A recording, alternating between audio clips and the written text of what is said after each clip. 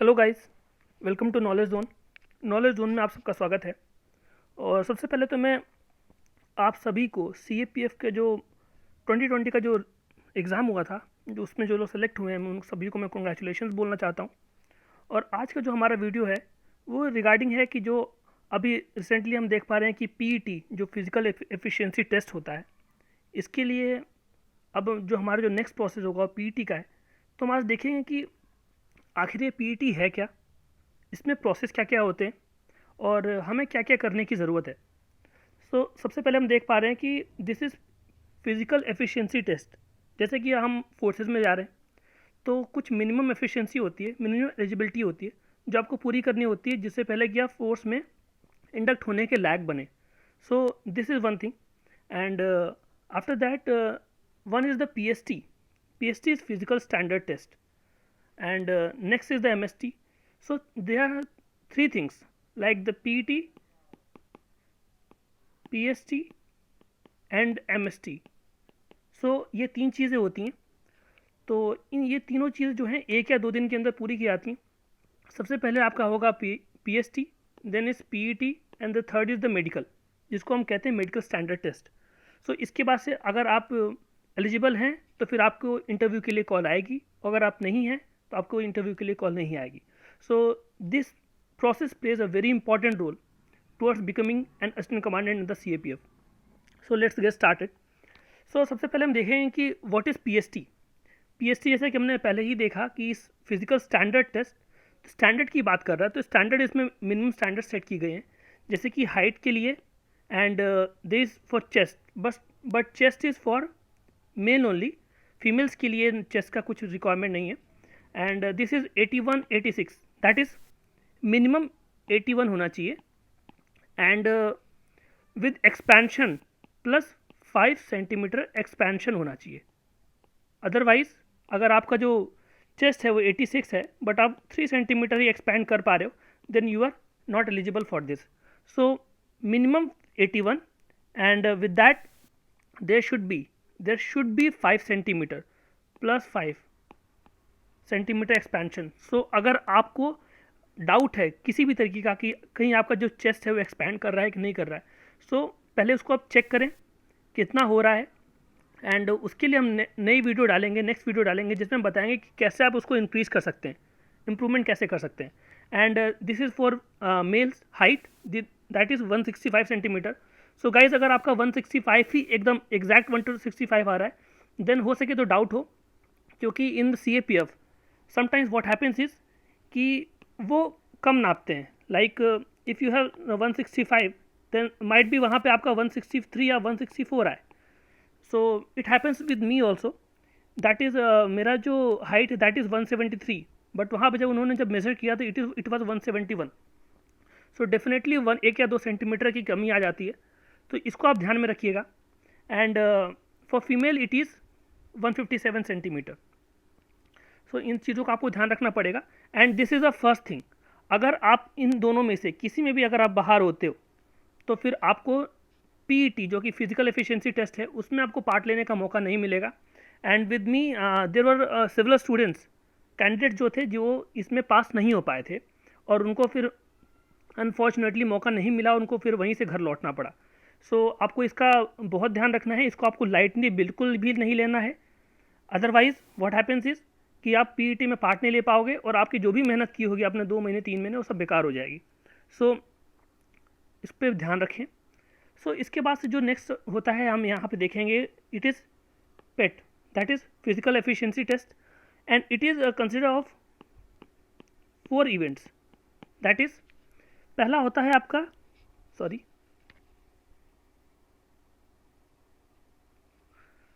First is the race, 100 metres race, जो कि mail के लिए रिक्वायरमेंट है 16 सेकेंड्स में, and for female it is 18 seconds. Second is the 800 metres race जो होती है, that is for 3 minute 45 seconds for male and 4 minute 45 second for female. Long jump is there 3.5 metre, 3 chances are given. So it is important that you have been given 3 chances for long jump for both male and female. But one thing very important, that in shot put it is only for males first thing, and second only one chance is given अगर आप एक chance में अगर नहीं कर पाते हैं तो डेफिनेटली आप फिर पेट प्रोसेस से जो है बाहर हो जाएंगे और डिस्क्वालीफाइड कर दिए जाएंगे। सो ये इंपॉर्टेंट है कि आप इन सब चीज़ों की पहले से ही प्रैक्टिस करके रखें, otherwise it is going to harm you. And so these are the 4 things which are requirement or which are the minimum eligibility for PET, that is the race, the 800-meter race, the long jump and the short put। तो आप इस पर जो भी ये data है इसको आप थोड़ा ध्यान से रखिए कि 3.5 मीटर है, 3 मीटर है, इससे आप ज़्यादा कर पा रहे हैं इट्स गुड, कम कर रहे हैं तो ये फिर आपके लिए हो सके तो नुकसान करे, और इसके लिए अगर आप प्रैक्टिस करेंगे तो डेफिनेटली आप इसको कर पाएंगे। And next thing guys is the here it is taken from the UPSC की जो साइट है उनकी PDF से मैंने ये लिया है।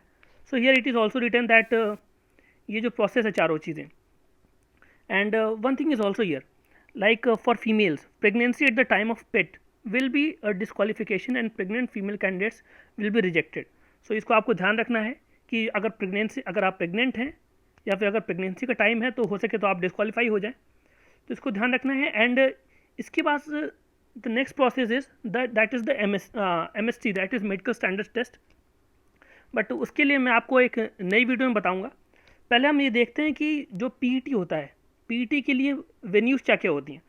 सो पहली बात तो ये है कि डिसाइड कैसे होगा, तो ये डिसाइड होता है आपका एग्ज़ाम सेंटर से। आपने अपना एग्ज़ाम सेंटर कहाँ दिया है उसके बेसिस पे डिसाइड होता है।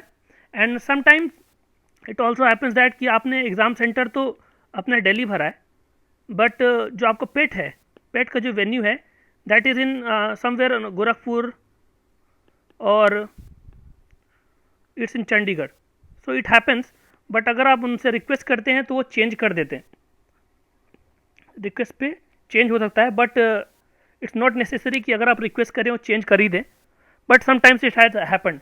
सो these are the few most expected ones जो कि वेन्यूज़ होते हैं।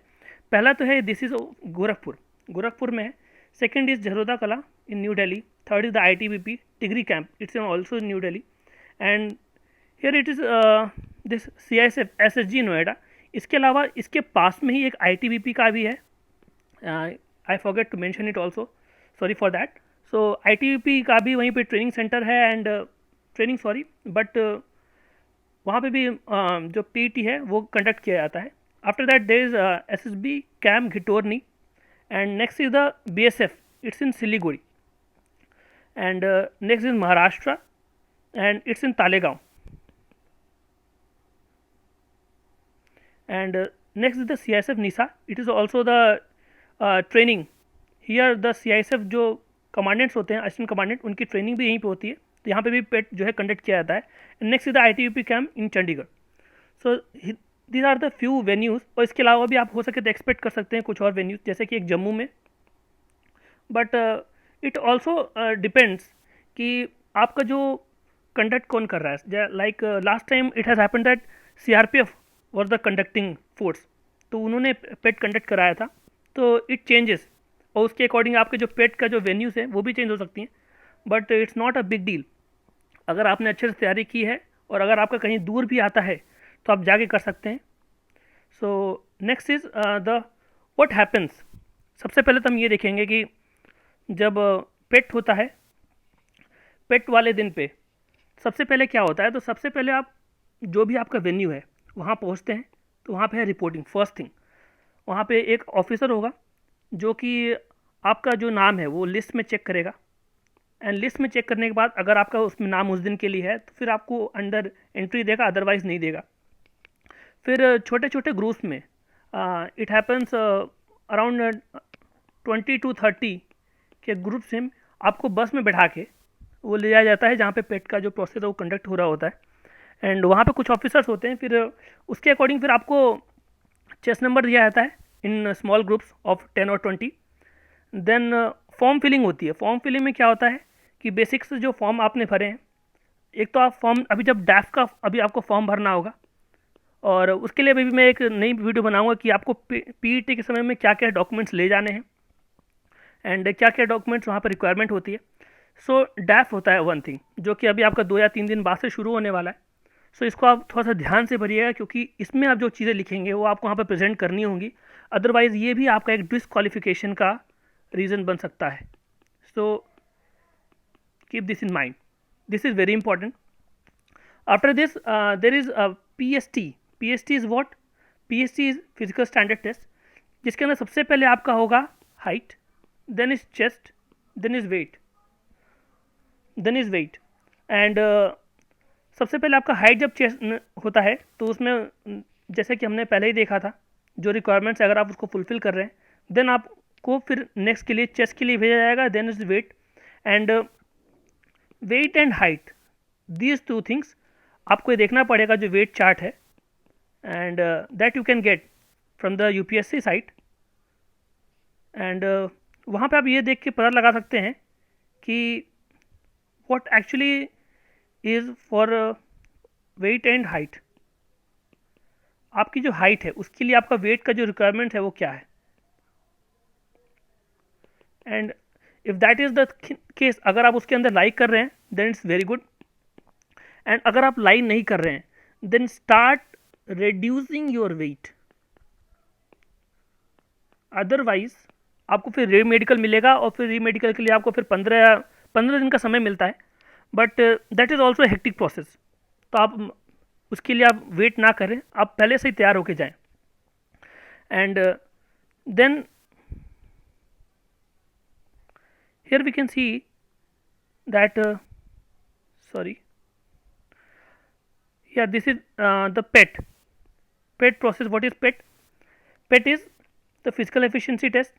फिर इसमें 4 चीज़ें होती हैं। सबसे पहले आपका होगा 100 metre, then is 800, then long jump, then shot put. तो इसके लिए गाइड्स मैं अलग से वीडियो बनाऊंगा कि आपको किस तरीके से वहाँ के लिए तैयारी करनी है।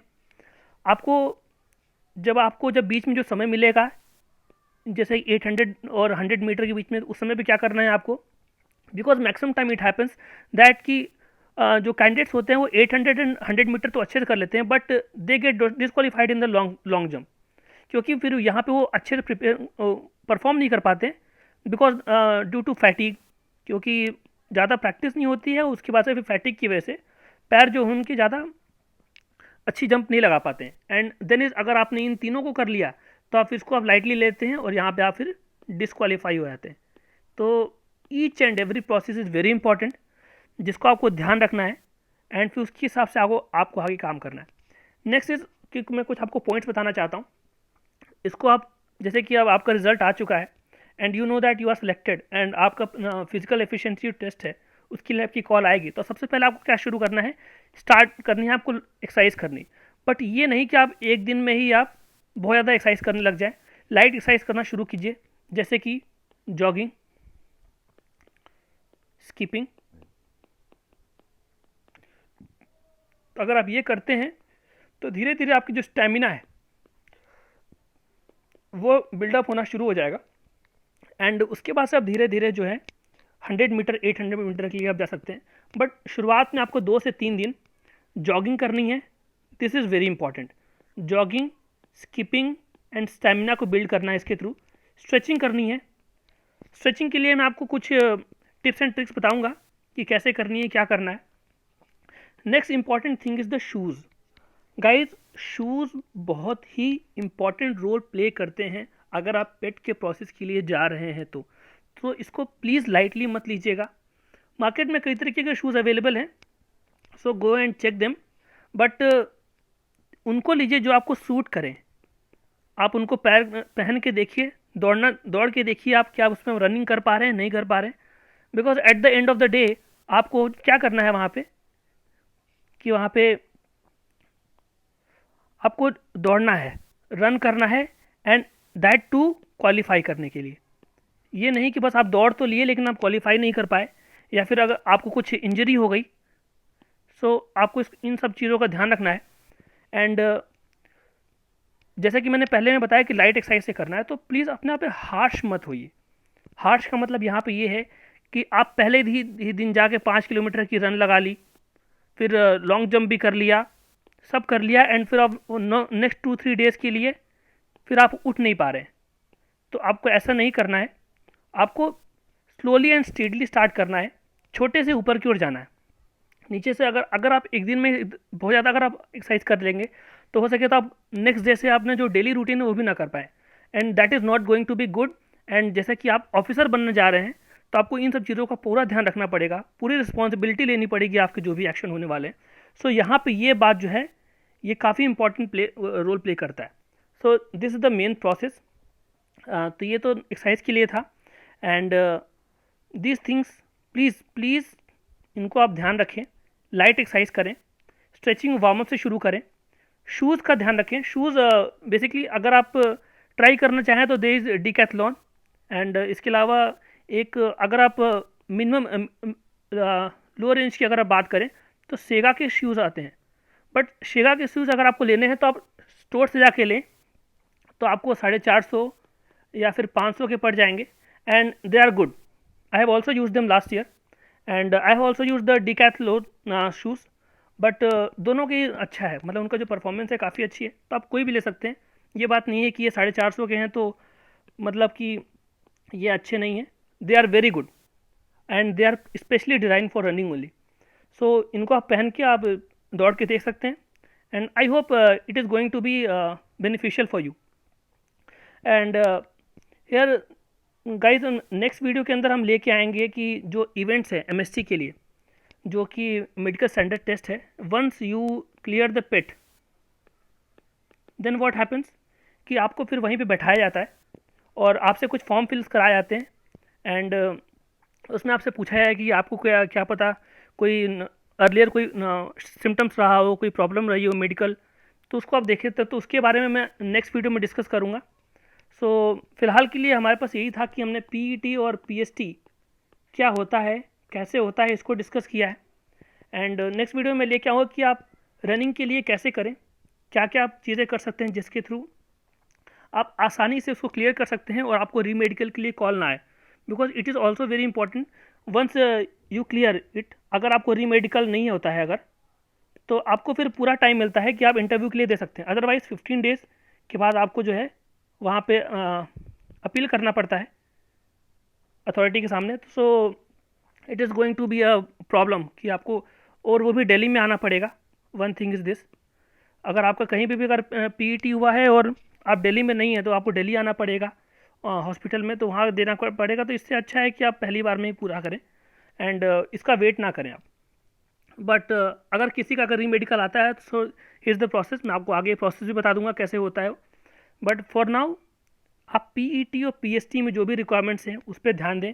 अपना चेस्ट हाइट ये सब ध्यान रखें कितना आ रहा है, क्योंकि वो आगे आने वाले समय में काफ़ी ज़्यादा इंपॉर्टेंट रोल प्ले करने वाला है।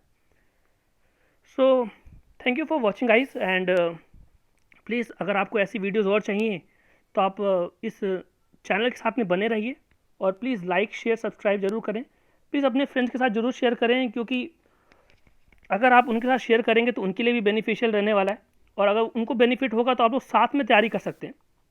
एंड अगर आपको कोई जूनियर है जो कि इस बार नहीं नेक्स्ट ईयर अटैम्प्ट लेने वाले हैं, उनको भी आप ये चीज़ें ज़रूर से बता के रखिए ताकि उनको आने वाले समय में उनको कन्फ्यूजन ना हो और वो भी सक्सेसफुली इसको क्लियर कर पाएँ।